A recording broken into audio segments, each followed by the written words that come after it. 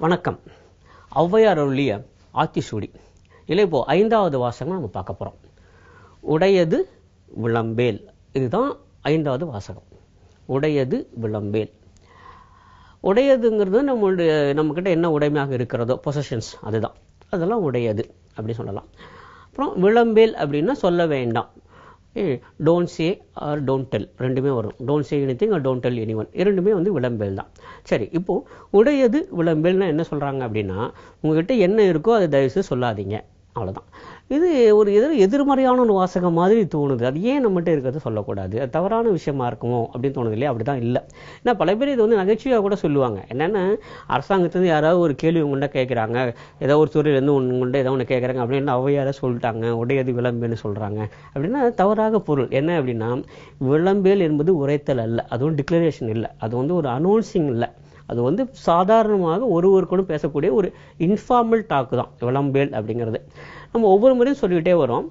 பல சொற்களை நாம் வழக்கிலிருந்து முழுவதுமாக அப்புறப்படுத்தி விட்டோம். இதெல்லாம் பயன்படுத்துறதே இல்லை. அதில் விளம்புதல் அப்படிங்கிற ஒன்று.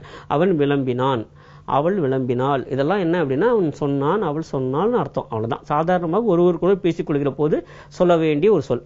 ஆக இந்த சொல்லுதல் பேசுதல்லாம் இருக்கு இல்லையா, உரைத்தல் இருக்கு இல்லையா, அதெல்லாமே விளம்புதல் தான். ஆக என்ன சொல்கிறாங்கன்னா, உடையது விளம்பேல் அப்படின்னா, உங்கள் மிக நெருக்கமாக இருக்கிறவுடன், உங்களை நண்பர்கள், உங்களை உறவுகளை சொல்கிற போது இதெல்லாம் சொல்ல வேண்டாம் அப்படிங்கிறது தான். ஆக ஏதோ ஒரு அதிகாரத்திலேருந்து ஒரு கேட்குற போது, சட்டத்தின்படி ஒரு கேட்கும்போது சொல்லாதீங்க அப்படிங்கிற பொருள் இல்லை. அதுலேருந்து வெளியில் வந்துடுவோம். இப்போ உடையது விளம்பேல். என்ன உங்கள்கிட்ட இருக்கோ அதை சொல்ல வேண்டாம்.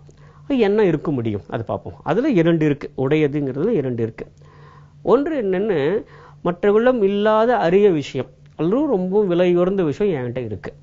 அது மாதிரி இருக்கலாம். நான் மிகப்பெரிய செல்வந்தராக இருக்கலாம், எனக்கு மிக அரிய பொருள் ஏதாவது ஒன்று இருக்கலாம், உயர்ந்த பொருள் ஒன்று வச்சுருக்கலாம், மற்றவங்கள்ட்ட இல்லாமல் இருக்கலாம். இதை சொல்லி தற்புகழ்ச்சி தேடிக்கொள்ள வேண்டாம்.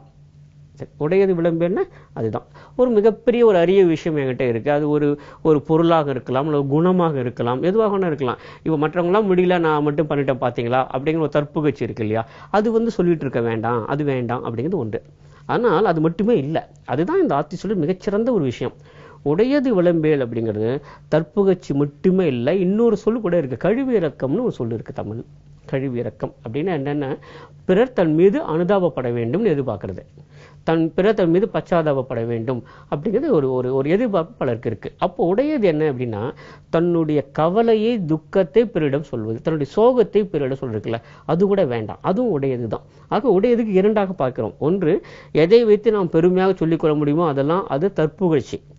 இன்னொன்று, எதை வைத்து நம்மால் பரிதாபம் தேட முடியுமோ, அனுதாபம் பெற முடியுமோ அதை வைத்து தேடுவது அது கழிவிறக்கம்.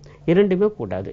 உடையது விளம்பேல்னா, ஆனால் பல பேர் இதை பண்ணிட்டு இருக்கோம். நம்ம பார்க்கும் என்னென்னு, எனக்கு அவ்வளோ சோகம் வந்துடுச்சு, ஆனால் அவ்வளோ கஷ்டம் வந்துடுச்சு, இன்றைக்கி ரொம்ப முக்கியமான இடத்துக்கு போக முடியாமல் போயிடுச்சு, என்னெல்லாம் சொல்லிகிட்டே இருக்காங்க. தன் மனதில் இருக்கக்கூடிய கவலைகளையும் துக்கங்களையும் துன்பங்களையும் வெளியே சொல்கிறதுக்கு இல்லையா, அதுவும் கூடாதுங்கிறது தான் உடையது விளம்பேல் அப்படிங்கிறதாக 2மே சொல்கிறாங்க. என்னிடம் என்ன இருக்கிறது, என்னிடம் உடையது என்ன அப்படின்னு பார்க்குறேன்.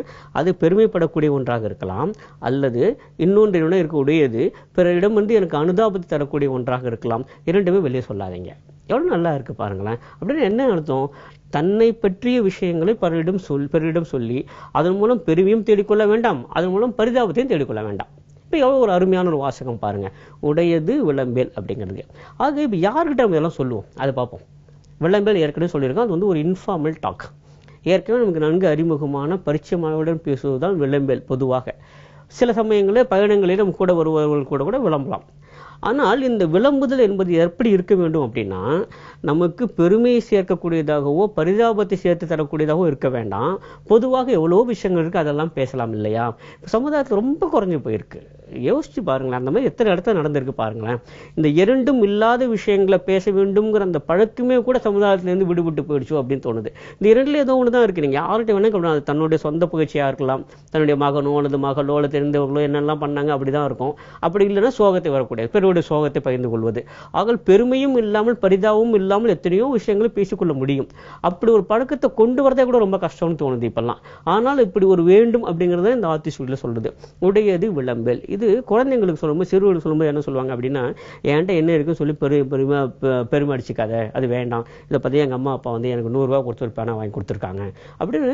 அது இவருக்கு பெருமை என்பது மட்டுமே இல்லை, இன்னொருட்டு அது ஒரு பரிதாபத்தை ஏற்படுத்துகிறது. நம்மளால ஒரு 5 ரூபா கொடுத்து ஒரு பென்சில் கூட அம்மா அப்பால வாங்கி கொடுக்க முடியல, ஆனால் இவங்க பார்த்தீங்கன்னா 100 ரூபாய்க்கு ஒரு பேனா வாங்கி கொடுத்துருக்காங்க.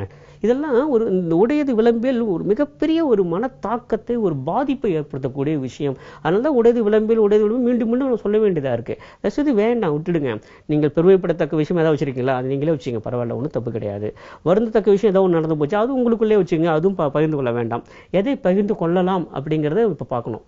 என்ன பகிர்ந்து கொள்ளலாம் அப்படின்னா, நாம் சொல்வது பிறருக்கு பெருமைப்படக்கூடிய விஷயத்துல, பிறருக்கு ஏதோ ஒரு இடத்துல பரிதாபத்தை அனுதாபத்தை ஏற்படுத்தாதமோ உதவி தருகிற விஷயத்துல என்ன வச்சுக்கலாம், அப்ப நம்ம பகிர்ந்து கொள்ளலாம். ஆனால் தனக்குத்தானே வேண்டும் என்பதற்காக இதை சொல்வதுங்கிறது மிகவும் தவறான விஷயம். ஆக உடையது என்பது தன்னிடம் உடையது, பிறரிடம் உடையது அல்ல.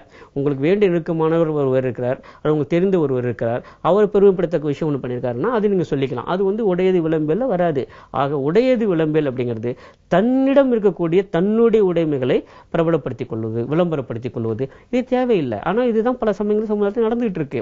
ஒரு குடும்பமாக இருக்கட்டும், அலுவலகமாக இருக்கட்டும், அல்லது பொது இடமாக இருக்கட்டும், எல்லா இடத்துல நம்ம என்ன பார்க்குறோம் அப்படின்னா, தற்பெருமை எடுத்துக்கொள்வது, தற்புகழ்ச்சி தேடிக்கொள்வது மிகப்பெரிய சமுதாயத்தை பிடித்திருக்கு ஒரு நோயாக அது இருக்கிறது அப்படின்னு தோணுது. அல்லது நம்ம வெளியே வரணும், வேண்டாம், என்னுடைய என்ன அப்படிங்கிறது பிறருக்கு தானாகவே தெரியத்தானே போகிறது.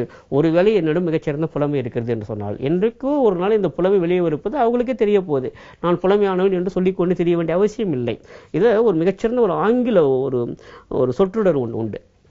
அவங்க சொல்லுவாங்க, உங்ககிட்ட என்ன இருக்குங்கிறது முக்கியம் இல்லை, அதை வச்சு நீங்க என்ன பண்றீங்க அதுதான் மிக முக்கியம் அப்படின்னு. ஆக அவையார் அதான் சொல்றாங்க, உங்களிடம் என்ன இருக்கிறது அதை பெற்றுக்கொண்டு பேசிக்கொண்டு தெரிய வேண்டாம், அது வேண்டாம். ஆனால் அதை வைத்துக்கொண்டு என்ன செய்ய முடிந்திருக்கிறது, அதன் மூலம் பிறருக்கு என்ன பயன் ஏற்பட்டிருக்கிறது, அதனால சமுதாயத்துக்கு என்ன உபயோகம் வந்திருக்கிறது, அதை பத்தி பேசலாம், தவறு கிடையாது. ஆக இந்த உடையது விளம்பேல் என்பது என்ன சொல்றாங்க அப்படின்னா, தற்புகழ்ச்சி தேடிக்கொள்கிற பணிகளில் இறங்க வேண்டாம், கழிவிறக்க வேண்டிய மாதிரியான சொற்களில் இறங்க வேண்டாம். இந்த இரண்டிலிருந்து வெளியே வரும் வச்சுக்கோமே, அப்போ யதார்த்தமாக பார்க்கிற போது மிக கடினமான ஒரு செயலாக இருக்கும். இந்த இரண்டிலிருந்து வெளியே வந்துட்டோம் வச்சுக்கோங்களேன், இதுவும் இல்லை அதுவும் இல்லை, ஆனால் பேசிதான் ஆகணும். அப்ப என்ன பேச முடியுது பாருங்க, நமக்கு என்ன மாதிரி சாய்ஸ் இருக்கு பாருங்க நமக்கு முன்னால. அப்போதான் நமக்கு தெரியும். ஏன்னா இது வந்து பயிற்சி மூலம் தான் வர முடியும். இந்த இரண்டு தான் இருக்க முடியும். தன் வாழ்க்கையில் என்ன நடந்தது, தன்னுடைய குடும்பத்தில் என்ன நடந்தது, தன் வீட்டுக்குள்ள காலையில் என்ன நடந்தது, இதெல்லாம் பேச முடியும். இதன் மூலம் என்ன வரப்போகிறது அப்படின்னா, ஏதோ ஒரு பெருமை வரப்போகிறது அல்லது ஒரு பரிதாபம் வரப்போகிறது, இரண்டுமே இல்லை அப்படி வச்சுக்கோமே. அப்ப பேசுவதற்கு என்ன இருக்க முடியும், அப்ப அறிவார்ந்த விஷயங்களை பேச முடியும். தனிப்பட்ட முறையில் இவர் பேசிக்கொள்கிற போது கூட அறிவார்ந்த விஷயங்களை பேசிக்கொள்ள முடியும். அது எப்போது சாத்தியமாகும் அப்படின்னா, உடையது விளம்புதல்ங்கிறது வெளியே வந்தாகணும். அப்பதான் இது சாத்தியமே ஆகும். அது சின்ன பசங்கிட்ட பாருங்களேன், பெற்றோர் இருக்காங்க, பிள்ளைகள் இருக்காங்க, அவங்க 2 பேரும் நடுவில் என்ன பேசிக்கிறாங்க அப்படி பார்க்க போனா, இந்த இரண்டுக்குள்ள ஏதோ ஒன்றாகத்தான் இருக்கிறது. அறிவுரை தவிர்த்து, ஆலோசனை தவிர்த்து பொதுவாக பேசுவதுங்கிறது இல்லாம போயிடுச்சு. இந்த விளம்புதல்ங்கிறது அதுதான். விளம்புதல்ங்கிறது ஒரு கலை கூட இல்லை, அது ஒரு தொழில் கூட இல்லை. சரளமாக ஒருவருக்குள்ள பேசிக்கொள்வது. அந்த இடத்துல பேசிக்கொள்வதில் போது தற்புகழ்ச்சியும் கழிவிறக்கும் வராத அளவுக்கு நம்மால் பேச முடியும் என்று சொன்னால் அதுதான் மிகச்சிறந்த பேச்சு. ஆனால் அது முடியாமல் போகிறது. என்ன காரணம்னா, நம்ம இப்போ பழக்கப்படுத்திட்டோம். உடையதை விளம்புதல் மட்டுமே நம்முடைய பழக்கமாக நாம் கொண்டிருக்கிறோம். அதிலிருந்து வெளியே வர வேண்டும். ஆக இந்த உடையதை விளம்பியல்ங்கிறது சிறுவர்களிலிருந்து பெரியவர்கள் வரையில எப்படிலாம் அது அப்ளிகபிள் ஆகுது அப்படின்னு பார்க்க போனா, அடிப்படையில் அவங்க என்ன சொல்றாங்கன்னா, விளம்புதல் என்பதையே நாம் இன்னும் கொண்டு அந்த பழக்கத்தையே மாற்றிக்கொண்டாக வேண்டும். அதற்காகத்தான் இது. வெறுமனே பேசுவது என்பது அல்ல. பேச்சிலே நாம் 2 விஷயங்களை மிகவும் கவனமாக கருத்தில் கொள்ளலாக வேண்டும். ஒன்று, அதன் மூலம் நான் தற்புகழ்ச்சி தேடிக்கொள்வதாக இருக்கக்கூடாது. இரண்டாவது, அதன் மூலம் எனக்கு கழிவிறக்கம் வருவதாக இருக்கக்கூடாது. இந்த இரண்டிலிருந்து வெளியே வந்துவிட்டு அறிவுரையாகவும் ஆலோசனையாகவும் இல்லாமல் நம்மால் ஒருவிடம் எதையோ ஒன்று விளம்ப முடியும் என்று சொன்னால் அதுதான் உண்மையிலேயே பேச்சினுடைய ஆழமான அர்த்தம் புரிந்த விஷயமாக இருக்கும். மீண்டும் சந்திப்போம். நன்றி, வணக்கம்.